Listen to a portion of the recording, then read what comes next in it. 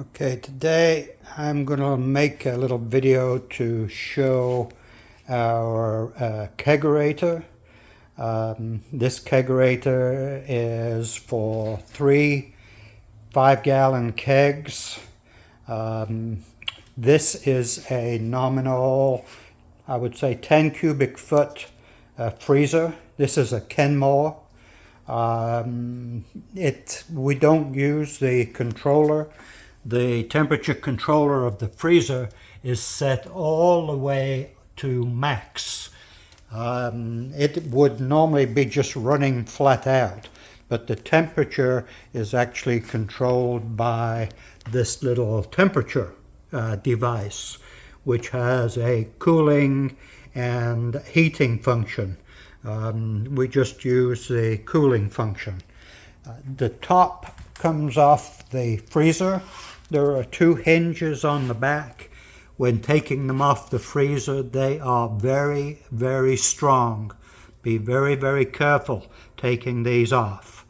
To the standard freezer, we add this collar, which is actually just a 2x8 frame. This is trimmed out with some little fancy trim just to finish off the edges, but it's just a 2x8 frame which holds the gas manifold, the CO2 manifold, and also the spigots for the beer. The spigots are actually on the outside, obviously, and on the inside we've got these threaded connections that come through. These are 3/4 inch. There is nothing magical about the spacing, although these are spaced so that all 3 of these spigots are actually over this nice little stainless steel drip pan, which catches any drips from the spigot, or you can even flow the initial charge of foam straight into that catch-all. The most important thing about the size of the freezer is obviously that it's designed to hold the number of beer kegs that you want. This one obviously is holding 3 kegs. One of which could be a keg of cleaning fluid. I have the CO2 bottle inside the freezer. It's just more convenient for me that way. It could easily be outside with a hole drilled through to bring the CO2 to the manifold.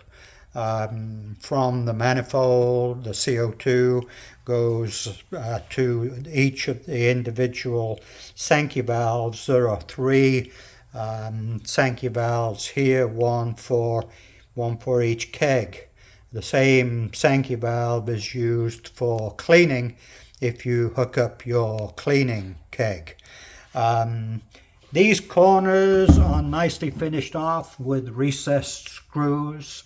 There's a special little fitting that allows you to be able to drill those to make a nice clean, very, very solid corner at 90 degrees. The only thing being that the collar needs to fit nicely on the top edge of the cooler with some kind of silicone sealant just to hold it down. You'll find that the weight of the lid actually holds the collar down fairly well. Inside here we have our temperature probe, which goes directly hardwired to the temperature controller. This one, as you can see, is actually set for 37 degrees. It's a very, very good controller. Holds it to within a degree or 2 of your set temperature. That's basically it. It's very, very simple. Not much to it. As I say, I have 3 kegs of beer in here right now. This is my keg of cleaning fluid. which I use to clean the beer lines, and the drip pen is attached to the wooden collar. Do not try and drill into the body of the freezer. The chances are, like me, you will hit a refrigerant line. And other than that, that's about it. Okay, bye for now.